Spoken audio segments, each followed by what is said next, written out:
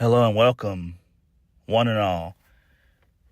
What's good? It's your boy Jay, that's me. We're going to discuss and get into Smackdown from January the 31st, 2025. A pretty okay show for the most part. The eve before the Royal Rumble. So we kicked the show off with JayThat'sMe and Kevin Owens. So Tessitore, he interviews Kevin Owens for a good little bit, like a good 2-3 minutes. So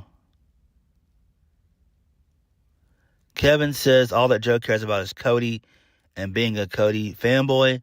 Kevin Owens says he had to sit in the back while CM Punk and Seth Rollins glossed how they win the Royal Rumble. JayThat'sMe says he'll not apologize for covering Cody, but he will apologize to Kevin. He then tells Joe he won't accept his apology, and he could shove it up his ass. And then so CM Punk then comes out. The fans chant "Holy shit!" Kevin Owens says to CM Punk, he asks him if he can help him. CM Punk says no. He's here to offer an apology. CM Punk says that this is not his show, and he's sorry for interrupting him. CM Punk then says he's sorry for talking too much about Cody. Punk then says tomorrow, when he wins the Rumble, and if Kevin makes it past the very angry Cody Rhodes, WrestleMania could be the champion Kevin Owens versus CM Punk, and that won't last very long. Kevin Owens tells CM Punk that he feels very conflicted. He says there are 29 other guys in the Rumble that he likes more than Punk. Kevin Owens then says he thought of him. He said that the thought of him and Punk in the main event of WrestleMania, him beating Punk, he says he knows what to what to main event WrestleMania. He knows what main eventing WrestleMania means to CM Punk. Kevin Owens says that now that CM Punk is back, winning is right at his fingertips. The idea of Punk never getting to main event WrestleMania feels so good to him.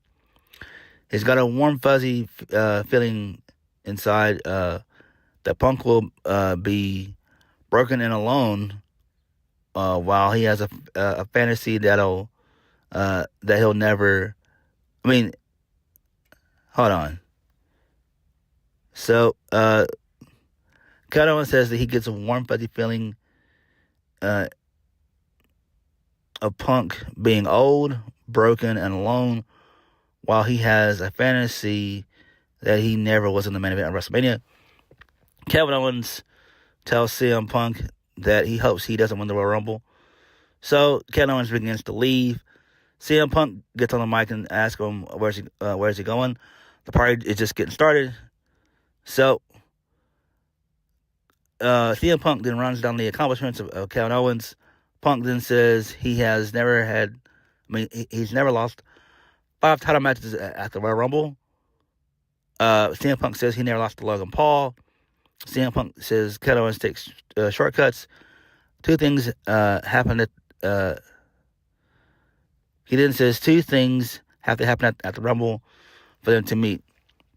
1, he has to toss 29 other guys over the top rope. And Kevin Owens has to survive a pissed off, angry Cody Rhodes. And then CM Punk tells Kevin Owens that he doesn't that if he doesn't want to kick his ass, come in the ring and don't be afraid. So basically, CM Punk wants to fight Kevin Owens and have a little brawl with him. Kevin Owens declined. So this is a cooler way to start the show. I liked it. The crowd was into it. This is pretty good. I think we're all getting that feeling that CM Punk is going to be the guy to win the Men's Royal Rumble. It makes perfect sense. And I would not be opposed to him versus Cody Rhodes at WrestleMania 41. I wouldn't. I think that would be great. Nobody has really been obsessed about Gunther's title, the World Heavyweight Championship. It's all been about Cody Rhodes' title, the WWE Undisputed Championship. So that's what it's always been about. Makes perfect sense. So yeah, and like I say, CM Punk versus Gunther, that seems more of like a Raw main event than an actual WrestleMania main event. Like, you could main event WrestleMania with CM Punk and Cody Rhodes. Like, that's super believable. And Tony Khan would basically be in the corner somewhere in a fetal position, just crying his eyes out. Just wanted to throw that out there. So, a pretty okay way to start the show. Really good stuff there. Moving on. So, we go backstage with The Miz and Nick Aldis. How he would punch Andrade in the face, as he could have learned something from The Miz. So Andrade then challenges The Miz to a match. The Miz says his career speaks for itself, and he'll teach him anytime, anywhere. And so Nick Aldis just makes their match official for later on in the show. Okay, good stuff there, I guess. Miz is just pure comedy at this point, basically. He's not done much of anything. Much like Carmelo Hayes. So moving on, so we go backstage. So Jimmy Uso is walking in the backstage area. He's talking about how he will take down Carmelo Hayes. So this leads us into Jimmy Uso versus Carmelo Hayes, the first match of the night. So before the match got underway, Carmelo Hayes cut a promo. Carmelo says that he's ready to talk. Carmelo Hayes says he won't miss like Tyrese Halliburton. All right. Who gives a fuck? Well, he did lose. And he lost to a roll-up. So Jimmy Uso defeats Carmelo Hayes via roll-up. Carmelo Hayes has been a fucking joke on the main roster. He has. I feel bad for Carmelo Hayes. He has eaten so many L's, it's unreal. And he's not done much of anything on Smackdown. But just to be the welcome wagon for another talent to walk over, like Braun Strowman and Jimmy Uso. I mean, he's not done much of anything. He's not done much of anything worthwhile.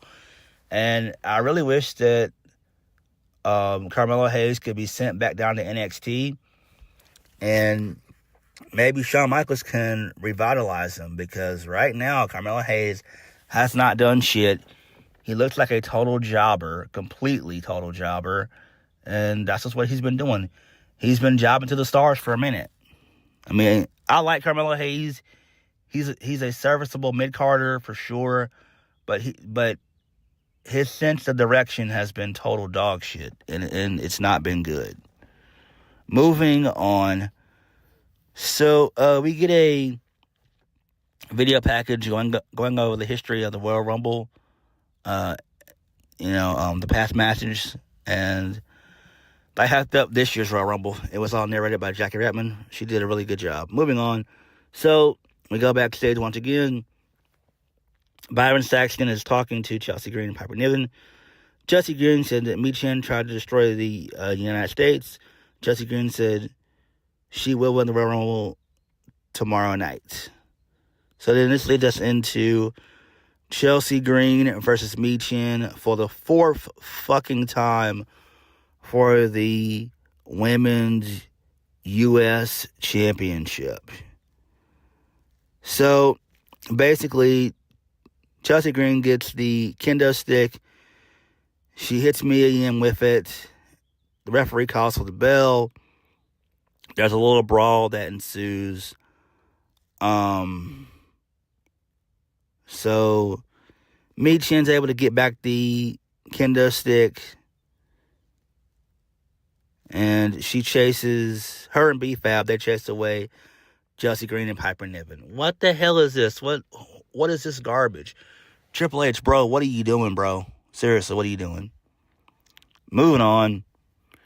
So Byron Saxton has yet another backstage interview with the Women's Tag Team Championship. The Women's Tag Team Champions, Bianca Belair and Naomi. So he asked them what happens. He asked them what happens if it comes down to Naomi and Bianca. They said they'll support each other if one of them. Each other if one of them win. Byron asked the tag champs about Liv Morgan and Raquel Rodriguez.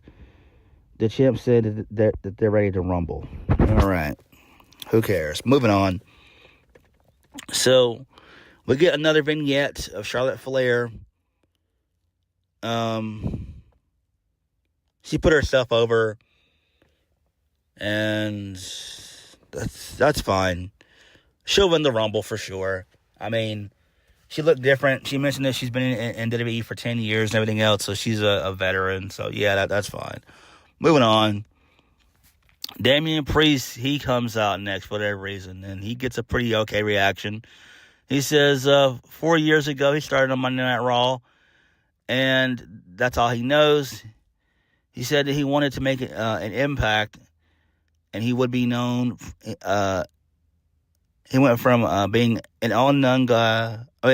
He went from a nobody to world heavyweight champion. He says that was Raw. Now he's here on Smackdown. The goal is to win championships. It's about throwing asses over the top rope at the Rumble. So Jacob Fatu shows up, the big homie, and lame Tama Tonga, he shows up as well. So Jacob Fatu says he knows who Damien Priest is and what he's accomplished more than the suckers in the back. I like that. Jacob Fatu says he and Priest both came from the streets. Jacob Fatu says to not get his hair twisted when he comes around him. Jacob Fatu says he'll let him know how it goes on the Blue brand. This side of town, he and Tama Tonga run SmackDown. And so Damien Priest says, is that supposed to intimidate him? So Damien Priest says, why are we even talking? So he super kicks Tama Tonga, and then he briefly has a stare down with Jacob Fatu. The crowd chants, holy shit, and then there's a brawl that ensues. Yada, yada, yada. LA Knight comes out to make the save, and then he gets on the mic, and he says that Jacob Fatu just got a beat down, and then LA Knight and Damien Priest proceed to challenge Jacob Fatu and Tama Tonga to a match. It's the main event. All right, that's fine. Really good shit there, I guess. Jacob Fatu kicks major ass. I've always been a fan of him, even in his MLW days. The guy's a star. He's a star. I'm hoping that he enters the Rumble tomorrow. I'm hoping that he enters the Rumble tomorrow, and I'm hoping that he's actually in that Final Four. So yeah, there's that. Moving on. So we go backstage. Los Garza, they're backstage. The Mustard Machine Guns come in. They ask Los Garza if they have their backs. All they needed to do was win. Santos then tells Mercy Machine Guns they're still fighting for what they deserve. Alex Shelley says they'll have Los Garza's back. And then they tell them, they tell Mercy Machine Guns if they beat DIY at the Rumble, then they're coming after them. All right, that's fine. Moving on. So Triple H is going to be going into the Hall of Fame. He was the first inductee. Shocker, right? No. Fuck no. Yeah, we knew this was going to happen. We knew it. Triple H, wow. I mean, he does, he has, earned it, and he's deserving of it. So, yeah, I mean, I'm fine with it, but come on now. It's going to be so much Triple H glazing. Pause. I mean, I like Triple H as a wrestler, but as a booker and promoter, no. Wrestler, he's fine. Promo-wise, fine. Character-wise, yeah. But booker, no. Moving on. So we get an 8-man tag. The Motor City Machine Guns and Los Garza, Angel and Humberto Carrillo, they defeat DIY and Pretty Deadly. So basically, towards the end of the match, there was miscommunication between DIY and Pretty Deadly. So Ciampa accidentally hit a big boot onto, I believe it was Kit Wilson, and Aiden Prince went out to check on him, and the two of them dipped out, and then Chris Sabin rolled up Tommaso Ciampa. All right, who gives a shit about any of this bullshit? Moving on. So, Tama Tonga and Jacob Fatu, they're walking backstage. So Tama Tonga then sees the tag titles, and he stares at them for a brief second. So DIY comes in and grabs him. Then they have a little brief stare down with Jacob Fatu and Tama Tonga. They bounce out. Then DIY, they get into a verbal argument with Pretty Deadly. And Pretty Deadly then tell DIY that at the Rumble, they're on their own. Okay. That's fine, I guess. Then we get Pat McAfee and Michael Cole at the podium. They show us what happened. On Smackdown before it went on the air. That showed Cody Rhodes and Michael Cole crowd surfing. So, okay. Yay. Is that important? Fuck no. Moving on. This leads us into Naomi versus Liv Morgan. Naomi defeats Liv Morgan via a roll-up. Yawn. Okay, cool. Post-match, Raquel Rodriguez, she tries to take out Bianca, but to no avail. Actually, no. So Raquel Rodriguez beats up Bianca Belair post-match. She powerbombs Liv Morgan onto Bianca. Okay, that's fine there. Moving on, Andrade defeats The Miz via the message. So it seems like they might begin to pair him up with Zelina Vega now that she's on SmackDown. So we have to wait and see. That's probably going to happen slowly though, because she was on this show. Moving on. So this leads us into a backstage segment with Santos Escobar. So he tells Damien Priest that SmackDown is a hard place to survive, and that if he needs help. So Damien Priest speaks to him in Spanish angrily. He sends him away. R-Truth then shows up. He says, "Welcome to Raw." Damien Priest tells him that it's Friday, not Monday.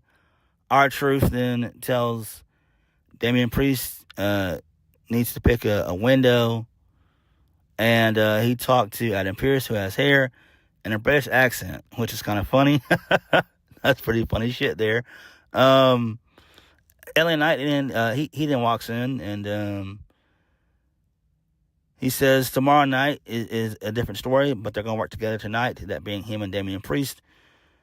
And then R-Truth says they need to form a tag team and welcome to Raw. Pretty good stuff there. That was hilarious. Good shit. Moving on. So,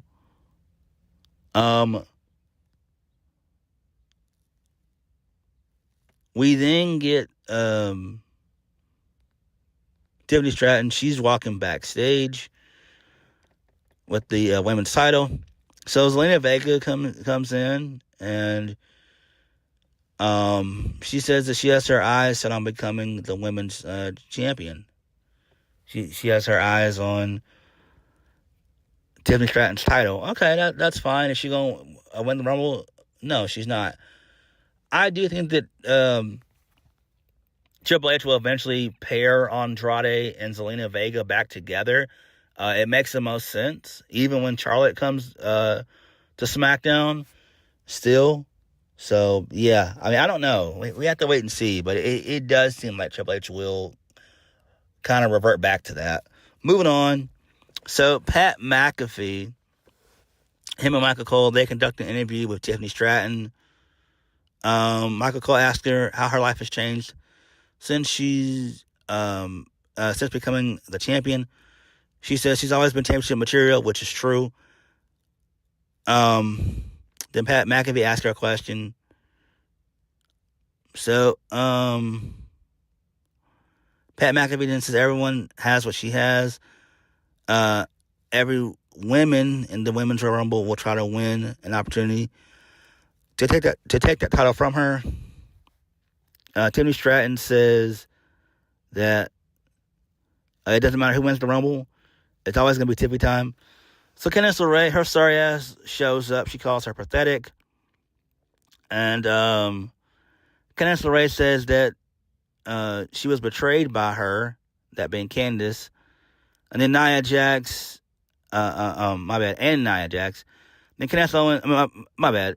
Candice LeRae then says that Tiffany Stratton is just jealous that Nia prefers her instead. And then, basically, Nia Jax shows up from behind, attacks Tiffany Stratton, and both of them leave her laying. And then Nia Jax hits the Annihilator, and that was it. All right, that's fine, I guess. Do I care? No, I don't. I really don't. Main event of the evening. Damien Priest and LA Knight defeat Jacob Fatu and Tama Tonga for the win. Damien Priest gets the win via the South of Heaven choke slam onto Tama Tonga. Post-match, Jacob Fatu comes in and he beats the shit out of Damien Priest. He hits the super kick, Samoan drop, and does the moonsault, and he stands tall, and that was it. That was SmackDown. All right. The opening segment of the show was okay. I like the back and forth between Kevin Owens and CM Punk. That was pretty cool. And the main event of the show was pretty cool. Seeing Jacob Fatu standing tall was pretty cool. I'm hoping that he's going to be entering into the Royal Rumble, hopefully. That would be great. We'll have to wait and see, though. But all in all, SmackDown was okay, I guess. I mean, this was the final go-home show for the Royal Rumble. So, yeah. But what did you guys think of SmackDown? Like, comment, subscribe. Peace.